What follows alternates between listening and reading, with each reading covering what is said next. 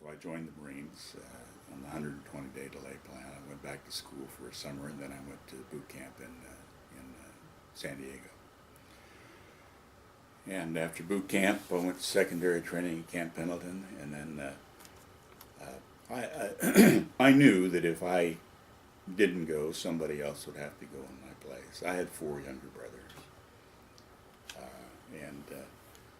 and I ended up in this remarkable unit that would become rather legendary, with Ripley as the company commander.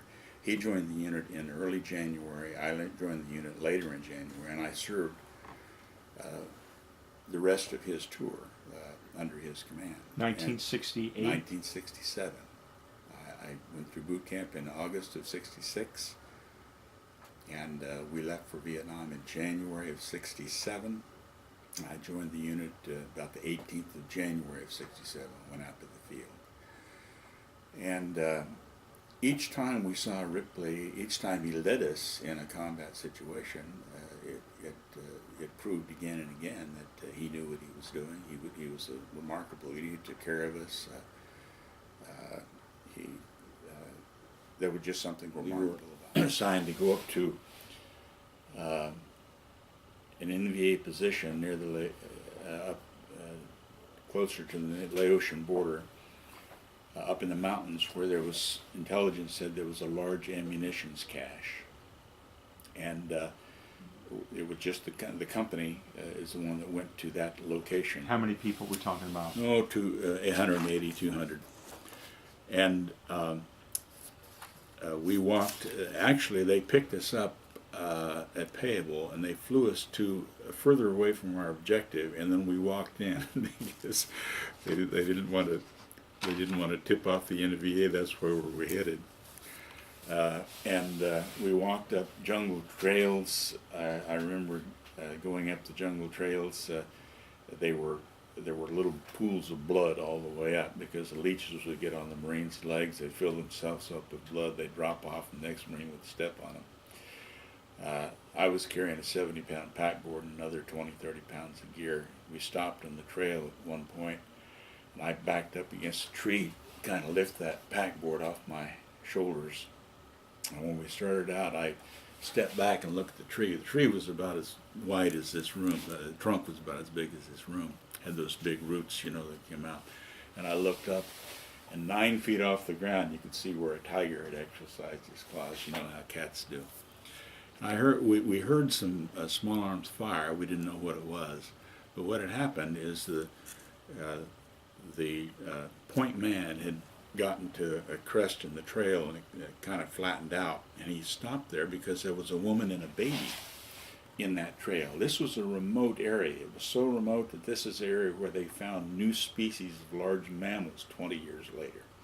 I didn't believe that any human being had ever been in this place before. And here was a woman and almost a newborn baby. And it was just incongruous. He stopped and looked, and then the man behind him came up, and he was looking over his shoulder. We were supposed to be staying 15 meters apart.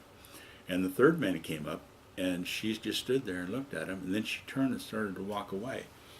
They began to walk after her, and she broke into a run. They broke into a run. She dove into a hole dug on the side of the trail, and the jungle opened up with small arms fire. She led them into an ambush. But the ambush was down the hill, and the lip of that trail protected them. It provided them with cover. And they were running, so they went down fast. Sometimes in an ambush, some trigger-happy guy pulls one off before he should, and that bullet creased one of the Marine's shoulder. They all went down on the trail. A big NVA soldier with an air-cooled submachine gun came out of that ambush to kill those 3 guys. And as he got up to where he could get an angle to kill them, Doug McCrum, a rocket gunner who was carrying a 3.5-inch rocket launcher — we didn't have laws at that time, not the kind of laws that lawyers work with, but light anti-tank weapons, the laws. And his TO weapon was a .45 caliber pistol, and he was in a shootout with an NVA soldier with an air-cooled submachine gun.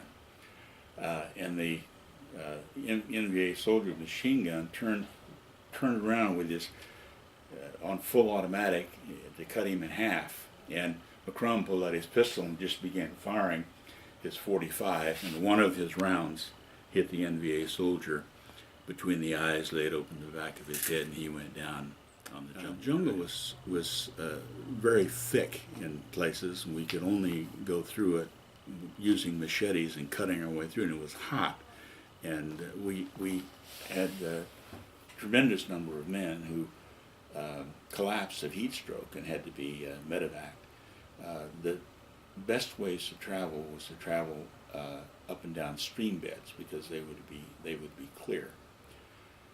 But the jungle was so thick that when it started to rain, some places where I mean the trees were huge, like the one 20, 30 feet across in diameter, the trunks. And they were very tall.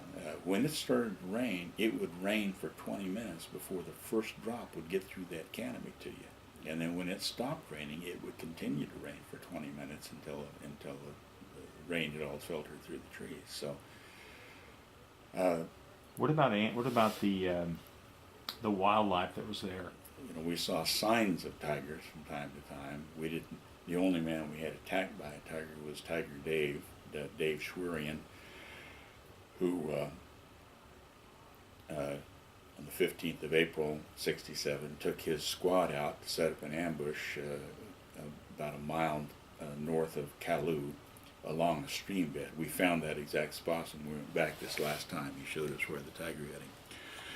And he says that it was time for him to come off watch, and he was reaching over to tap the next guy to wake him up to take over the watch, and a tiger grabbed him and picked him up just like a rag doll. He weighed 150 pounds. The tiger weighed maybe 600, and just leaped through the jungle with him like he was nothing, and then turned him over on his stomach and took a bite out of his back.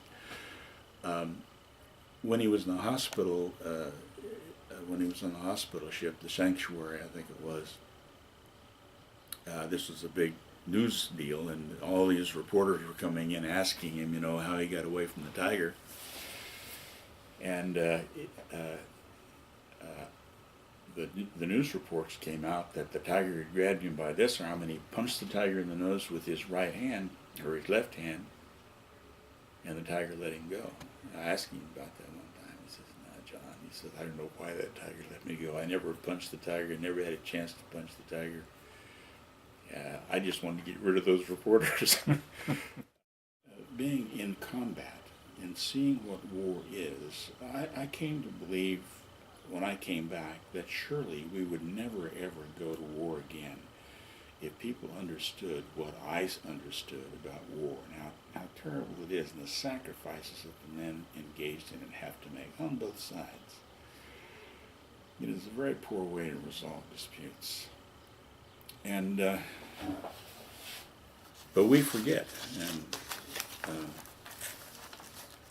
but this country is founded. Our Constitution, our Bill of Rights, our laws, those 5 little magic words in the Constitution, according to the common law that reaches back and incorporates everything from the 12th century that has been decided and written down in England. That provides us with a blueprint for how to resolve disputes without blood in the streets. And as a lawyer, I've had a great opportunity to do that. Mm-hmm. When political, legal, and diplomatic institutions break down, we go to war. They are meant to keep us and allow us to live in peace. Mm-hmm. And that's what lawyers are part of. Mm-hmm.